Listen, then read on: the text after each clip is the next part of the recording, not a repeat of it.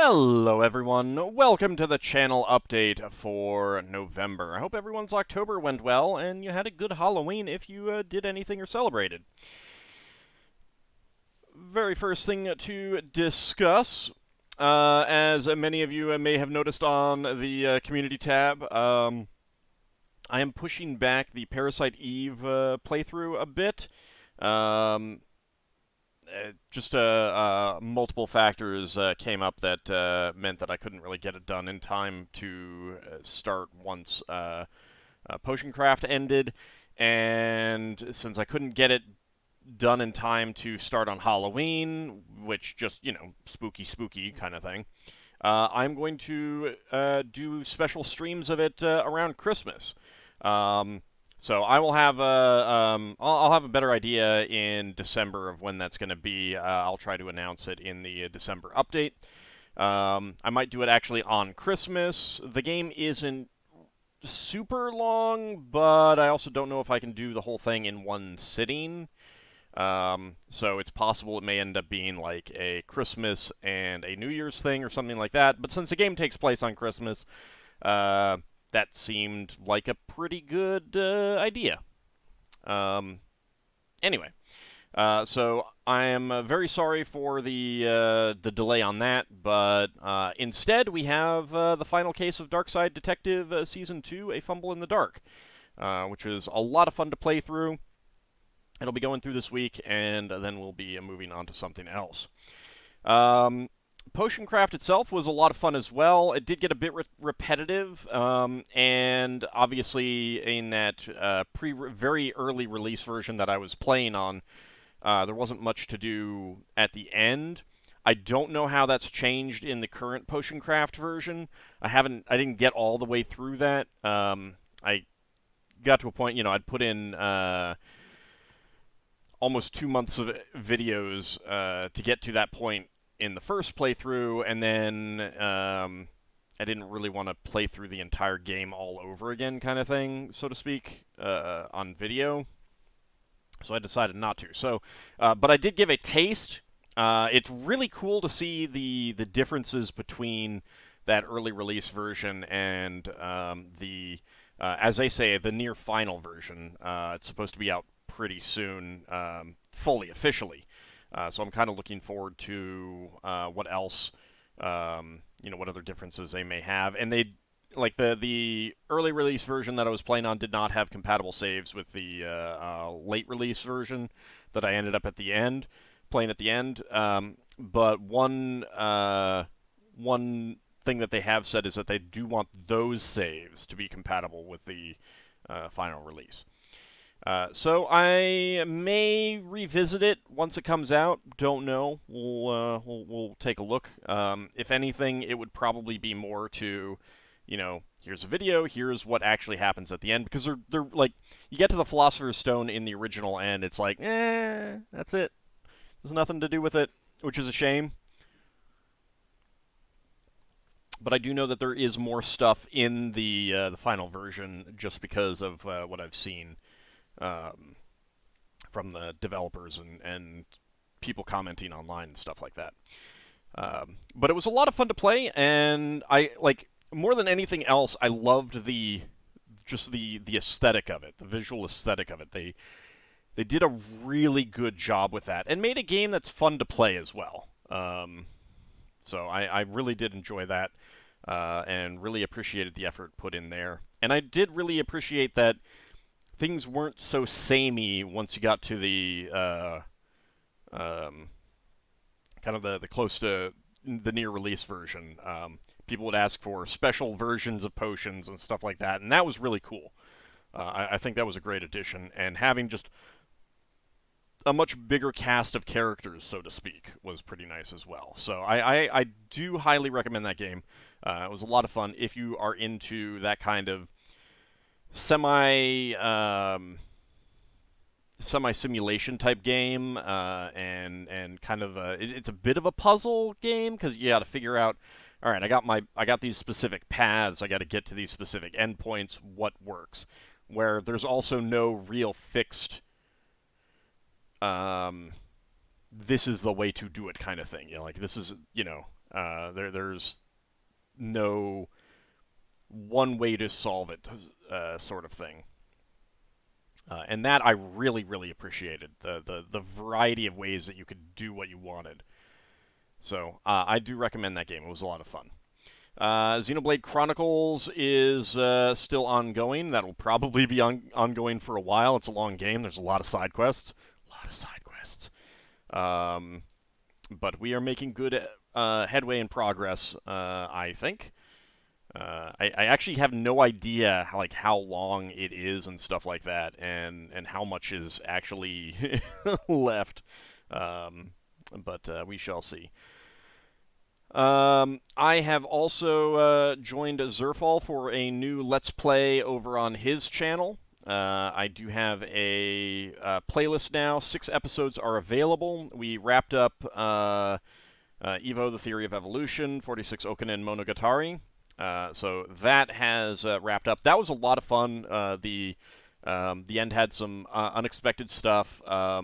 Certainly some stuff that I would do differently if I were making it even just a bit later than that, but I really appreciated what they did with that. And they did a pretty good job with a number of things. There's some things that I would change, but, it was also made in, 1989. What are you going to do, Fair enough. Anyway, so that one is finished, and we've started up Parrot M. Heru, which is a very early RPG Maker game, which won, the only game to win the top award ever given out. I don't know exactly how long it was given out and stuff like that, but it sounded like they were doing this thing for a few years. But it's an interesting game, and it has definitely surprised us a number of times already. I don't think it's going to be a very long game, but it's still very interesting. So check it out. It's got more than a little ancient Egyptian influence, because we are in a secret ruins underneath the Great Pyramid in that. That's how the game starts out. So do come along and join us for that playthrough. Stream-wise, we've got The Legend of Zelda going on Mondays, and I am having a blast with that. That is tons of fun. Really enjoying myself in that game. I love the exploration and just, wandering around and stuff like that. I haven't gotten tired of the exploration side. I haven't gotten tired of the puzzle dungeons, the shrines yet, although some of them are very annoying. But that kind of goes without saying. You're never gonna have perfect, perfect puzzles and all of those and stuff like that. Wrapped up the stream replay of Arcana, aka Cardmaster in Japan. That was a fun replay through. Obviously longer than my original playthrough back in 2011, 2012, something like that. I can't remember exactly when I did that, but it was the very first SNES game I played on the channel. Specifically because I had good memories of it, and it was like, if I'm doing a Let's Play, I might as well revisit something that I really enjoyed, and I don't think I'd finished it at that point, so when I played it earlier, so there was more than a bit of that going on there. But we will be starting something new this Wednesday, and that is Clock Tower for the SNES. It is just missing Halloween, but hey, it's close enough to Halloween, right? Right? Isn't November really just a continuation of October anyway? Get that hot Christmas stuff out of here. It's not time yet. No. Bad. No.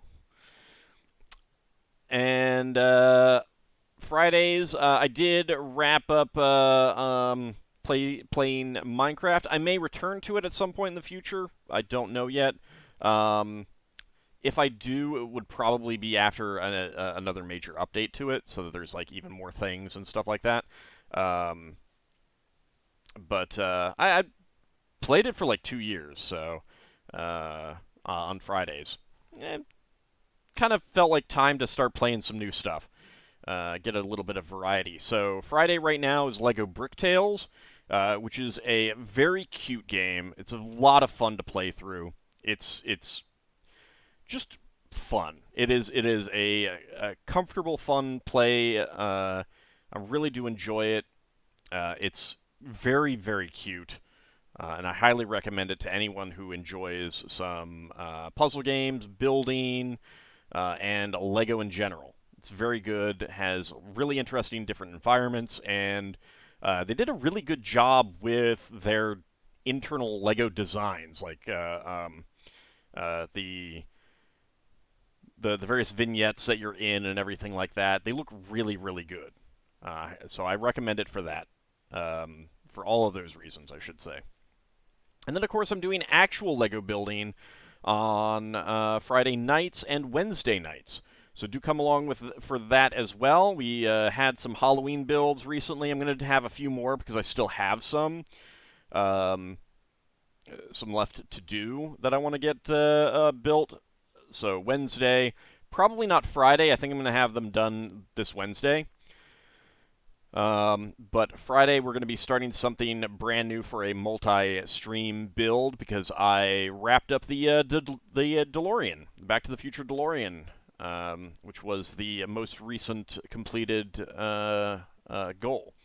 The next goal is one of the modular city sets, the Corner Diner. Is it Corner? No, it's not Corner Diner. It's a.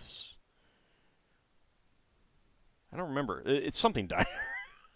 I'm sometimes bad with the names. Um, but it's a very nice set with wonderful Art Deco design on it, and that's one of the main reasons why I want to get that and build it, because it just looks really nice. The the whole modular city line is just absolutely fantastic. Some of the best Lego some of the best Lego sets ever produced fall in that line. So highly recommend those. Spelljammer is still ongoing on Saturdays as well, so do join us for that. Ongoing, the party is still trying to work their way home after having been tossed far into a strange crystal sphere, and now they're working on finding their way home. So that is basically what we've got going on the channel itself. Not a whole lot else to talk about there. Of course, if you want to discuss the videos and stuff like that, you can join the Discord. I do have a link here on... where is it? Right there. Yeah. On the main page. Of course, there are also links in all of the video descriptions. You can join in with conversations about the videos, about the streams, about the games that are being played, or just chat about other related things. There's, channels for sharing pet pictures and other cute animals, jokes, music, other interests that you've got, like movies, TV shows, projects, things that you like to build or work on yourself, paint, that all of those things. You can all share all those with a very friendly community that includes me. So that's mostly what's going on the actual channel. I cannot do this without the support of all of you. It really means a lot to me. All the people who have joined the channel here, not just subscribed, but clicked the join icon. Some of the individuals getting shown here on the little member showcase there. Those who support me on Patreon, which there are links in all the video descriptions. There's the link here on the main page. And that really does help me to keep producing the videos, being able to buy new games, buy new hardware. I got Switch going now. I had to buy hardware to get that captured. So all of that is because of the support of you, the viewers, with your channel memberships here on YouTube, subscriptions over on Twitch, Patreon, those who just do bits or donations on platforms like Ko-fi and stuff like that. All of that really does go a long way, and I can't do it without you guys. And it's always one of those things of the more support you can provide, the better I do. Like, um, more software I can get to do things with, the more Lego I can buy for the building streams. Like, that is straight up something that I can only really do because of you guys and your support. So all of that goes a really, really long way towards uh, keeping me doing what I am enjoying and what you guys are enjoying. So if you can support me on any of those platforms, Twitch, here on YouTube, Patreon, please do strongly consider pitching in and supporting me. It really does mean a lot. The names of the Patreon supporters are scrolling by down at the bottom of the video. I would do more fancy things, but that's like things I don't know how to do. I don't know how to do those. I can't do like the fancy end cards with the names scrolling by and stuff like that. I could learn it. I could take the time to learn it, but at the same time, I could also use that time to work on videos and stuff like that. Play more videos, do more streams. Kind of figure most of you guys want that, so that's kind of my view on it.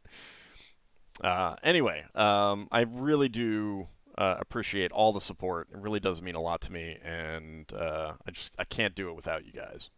If you want to support the channel, but you don't feel that you have the financial means to do so, there are other ways that you can support the channel. Specifically, watching the videos fully, leaving likes, leaving comments, and if you know anyone else who likes Let's Plays and they're not aware of me, mention me to other people, stuff like that. If there's particular videos that you've really enjoyed or a particular series that you really enjoyed and you want other people to see it, share those on social media, Twitter, Instagram, Facebook, that kind of thing. Introduce me to other people that you think might enjoy it, or just toss it out there to your audience and see if anyone does, get interested. It is really hard to grow grow YouTube and Twitch these days because there's so many other people trying to do the same thing, and the algorithm is so key. And there are certain things that I don't want to change and I'm not going to change. If it means that my channel stagnates because of it, it means that my channel stagnates because of it. I don't want to chase the YouTube dictated thing of what they want. I want to keep making what I want and doing what I enjoy. So that may mean that I need to rely more on word of mouth kind of thing to get some growth. But so if there's anything that you're enjoying particularly, mention it to other people. Like, you don't have to push it on them. Just say, hey, I've been really enjoying this. If someone is like, hey, what have you been watching lately? Hey, I'm watching this guy on YouTube. He does funny stuff. He does good stuff. I'm enjoying his playthroughs of these games. That kind of thing. It really does mean a lot to me. Unfortunately, YouTube does not want content like mine. I don't know why. It seems like a great way to keep people on the platform, but what do I know? Apparently, in my mind, like there's a very good history cooking channel that I've been enjoying.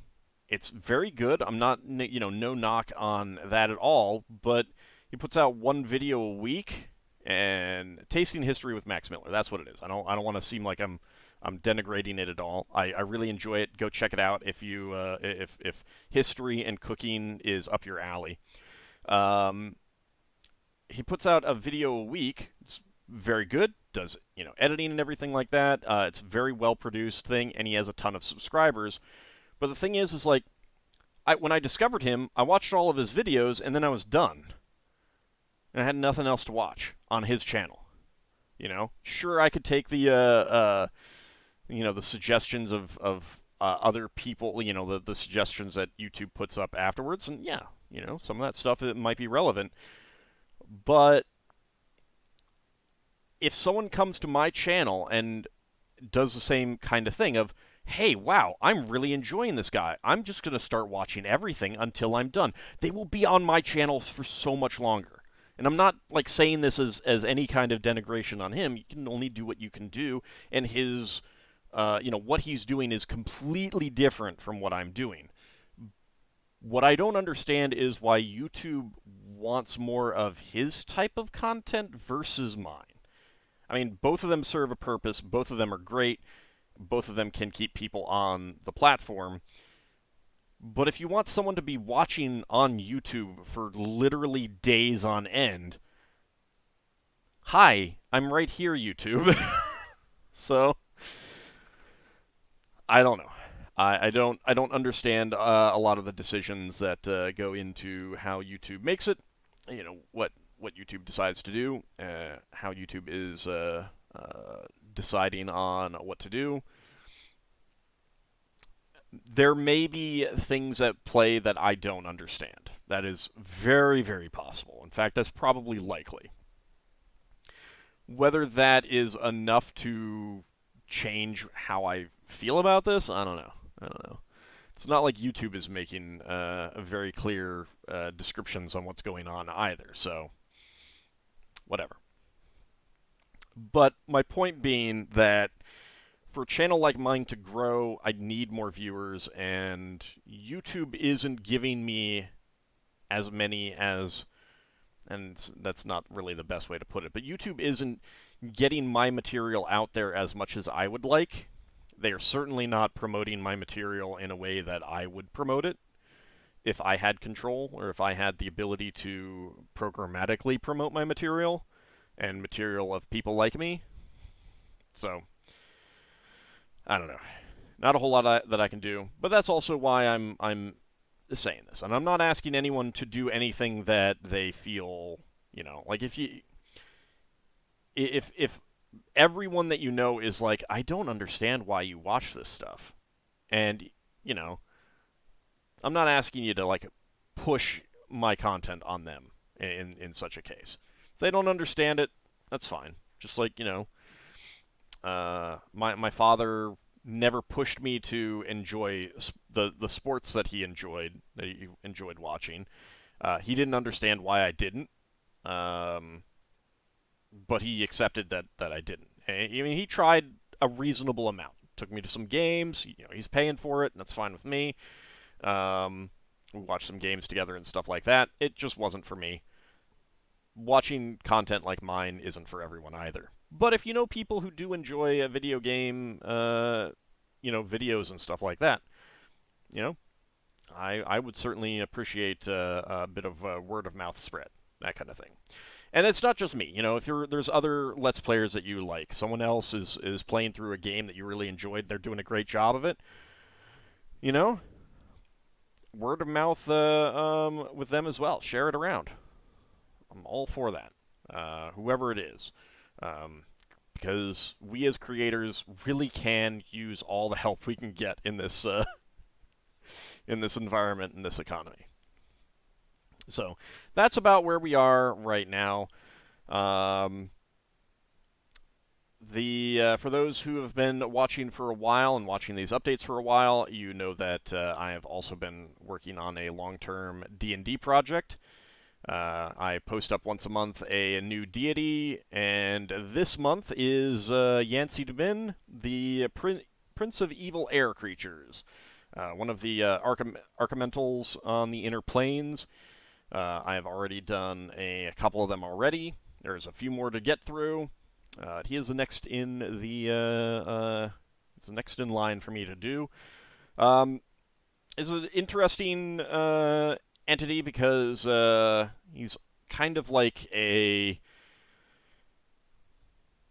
keeps himself kind of hidden and does a lot of things behind the scenes, very much like an invisible force of destruction that can show up and cause harm and then wander away, but is also almost like an evil sage in some ways because I kind of see him as gathering a lot of information. He's in kind of a never-ending Cold War with his rival on the plane, which was also fun to play in. So if you like D&D deities, this is written for second edition, but a lot of the material applies to, it's not rule based, so it can apply to any edition that you want. So check it out. See if it's up your alley for something that you want to, bring into your game. And then check out all the other deities that I have. I've got the Monster Mythology Update link up here that has the full list. I do really appreciate anyone who checks them out and leaves me some feedback. The one other thing that I want to mention before I wrap up this update, for those living in the U.S., we do have an election coming up in 1 week.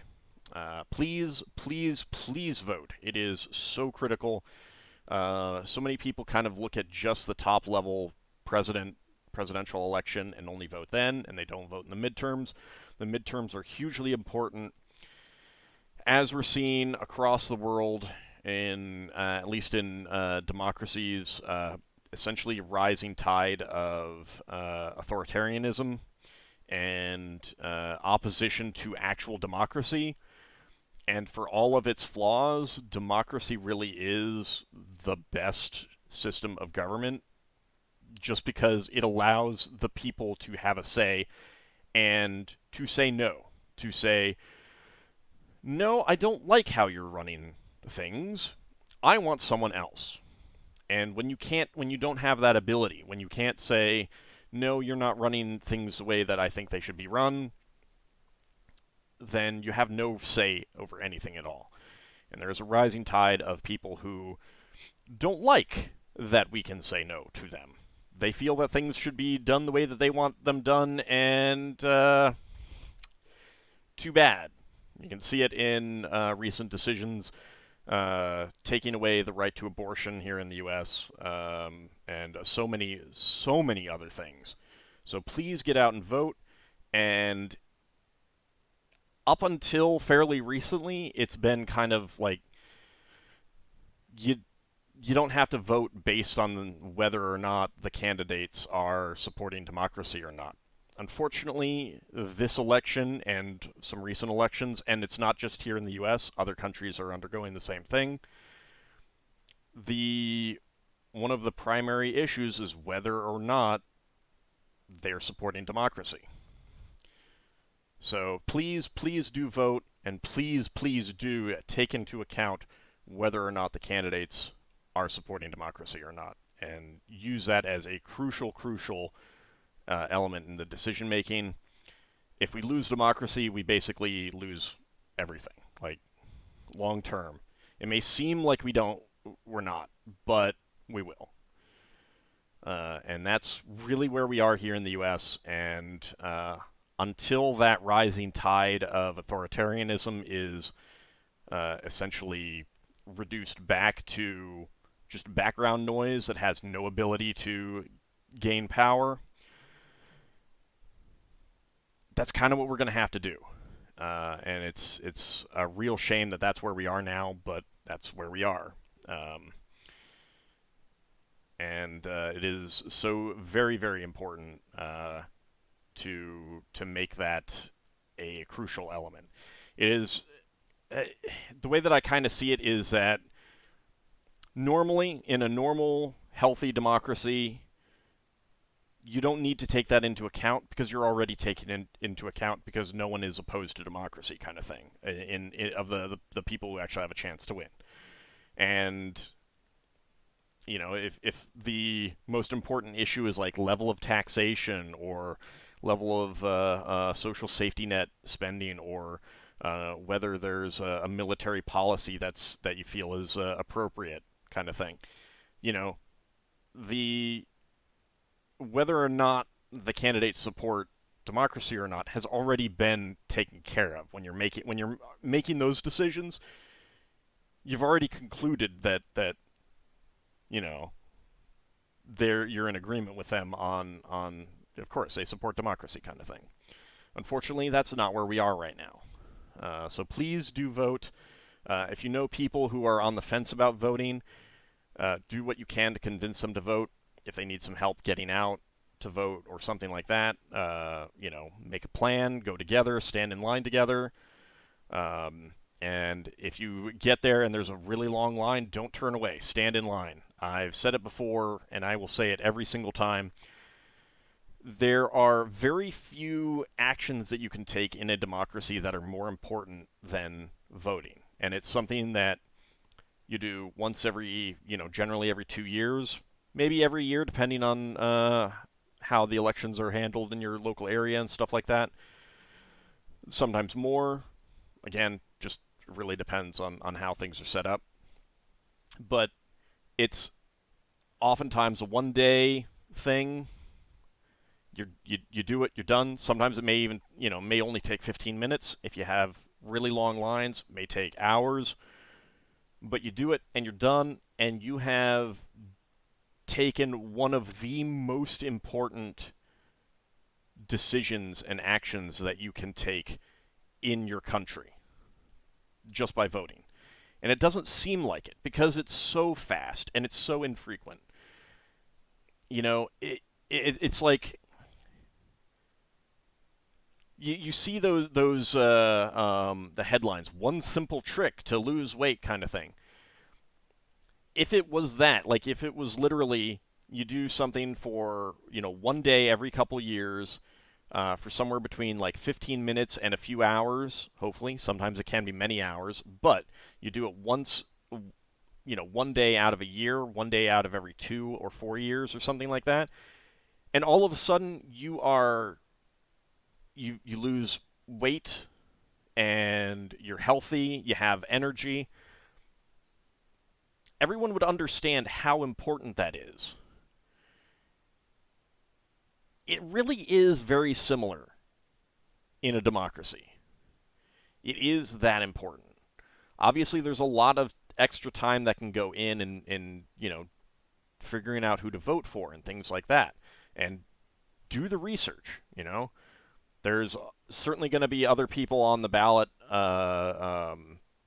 know, but the very first thing at this point that we need to look at, does the candidate support democracy or not? Because if they don't support democracy, you're voting to take away this one extremely important task that you should do, you really need to do, and you're giving up the control that you actually have. Even when you lose, when you make a vote and your candidate loses, you're still taking that action.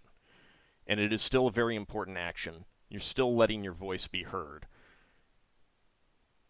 It is just as important to lose and acknowledge it as it is to win and acknowledge it, kind of thing. So, because it lets the other people know, what the positions are of the people.